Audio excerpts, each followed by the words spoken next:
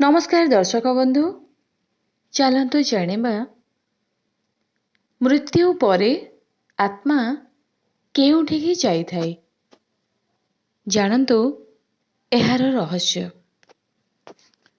आपण मानंकु आज आमे कहिबे जे मृत्यु परे आपणक आत्मा केउठिकी जाए।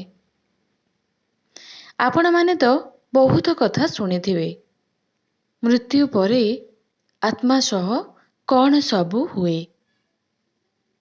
तबे चलन्तु जानिबा दुनियार प्रत्येक मनीष सबुबले एही कथा भाबे थाए कि जीवन और मृत्युर रहस्य कौन अटे।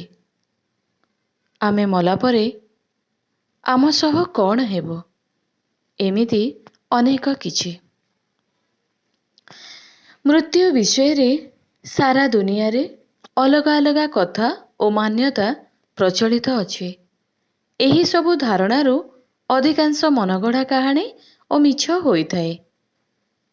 किंतु दुनिया रे जन्म नेइथिबा किछि सिद्ध योगी बा साधक मानक अनुसार काल परि जीवन मध्य असीम एवं अनंत अटे।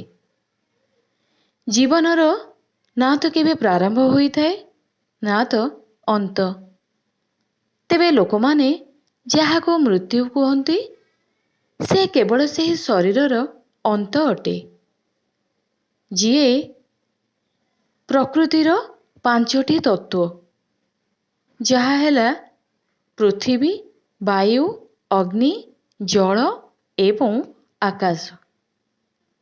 एमिति मान्यता अछि जे जिए जन्म नेइछि सिए दिने ना दिने निजर प्राण त्याग करिथाए। एबे पर्यंत एहा केही जानि नाहंती कि वास्तव रे मृत्यु परे कौन एमिति एक दुनिया अछि जेउठी आत्मा को सुरक्षित करी रखा जाइथाए। जदि नाही तेबे मृत्यु परे आत्मा केउठिकी जाइथाए। गीतारे श्रीकृष्ण कहिचंती आत्मार केबे अंत नाही। से केवल शरीर रूपी वस्त्र को त्याग करिथाए। गरुड़ पुराण अनुसारे मृत्यु परे दुईटी जमदूत नेबाकू आसीथाए।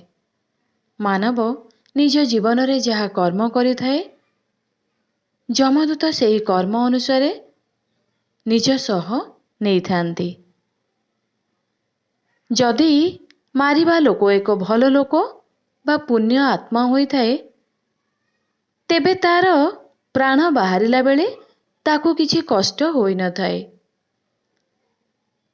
किंतु जदि से दुराचारी बा पापी होइथाए तेबे ताकू कष्ट सहिबाकू पड़िथाए। सेथिरे आहुरी मध्य लेखा अछि जे मृत्यु परे आत्मा को जमदूत केवल 24 घंटा पई ही नेइथांती एवं एही 24 घंटा भितरे ताकू देखा जाय जे से ता जीवन रे कौन सबु कार्य करिछि। एहा परे पुणी ताकू सेही स्थान रे छाड़ी दिया जाए जेउठी से देह त्याग करिथिला।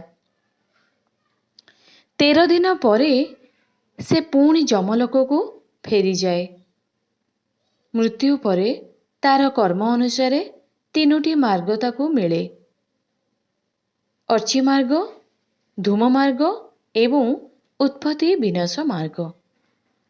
अर्ची मार्ग देवलोक को जाए, धूम मार्ग पितृलोक को जाए एवं उत्पत्ति विनाश मार्ग जमलोक को ही जाइथाए।